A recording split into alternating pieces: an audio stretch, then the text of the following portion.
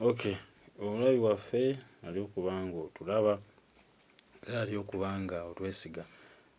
Tuli kulaga wano ekiyumba eky'enkoko ekya mwami Frederick eyatusaba bayinginiya tumuwa bayinginiya teyatuwa pulojekiti naye twamuconnectinga ku bayinginiya abasobola okuba nga bamukolera ekiyumba eky'omulembe era abo nga bw'oli okuba okiraba kya kalina waggulu ne wansi naye nga wansi asoose kweyambisaawo nga bbuluuda era olaba amazzi weegali, ttanka zizo bbiri eri ttanka ya liiters 1,000 endala ya 500.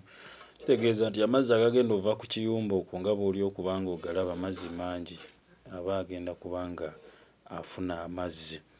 Oli kuba nga okiraba ndowooza ekiyumba kyaffe nga bw'oli okuba nga otugoberera era nga bw'oli okuba nga otulaba. Olw'ensonga eyo nga bw'olaba wansi aligikozesa nga bbuluuda agenda bbuluudingiramu ate amale aziteeke waggulu mu mbeera efaananako bw'etyo.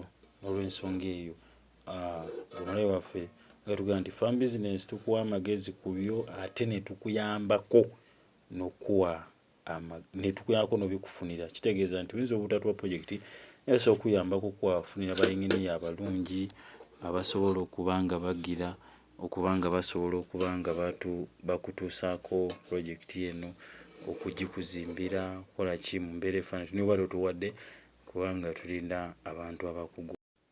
Ndowooza oli kuba nga olaba ekiwumba eri ebweru nga bwe badde olabika kati muno ye munda era oli kulaba engeri gye tugenda oteekamu enkoko bw'eno ali okuba nga olaba nti amanda ago already ng'abalala bwe bakozesa essigiri kati gano amanda already makolere ddala gagenda tuuzibwa muno mu mabulooka g'olaba gabe nga gasobola okuba nga gafulumya ebbugumu. Jjukira ebbulooka eno erinabuguma ligenda ba lisukuma libuguma ne liba nga liteeka ebbugumu mu kiyumba. Ndowooza oliraba nti kino ekiyumba kyennyini ekigenda okukola nga brooding.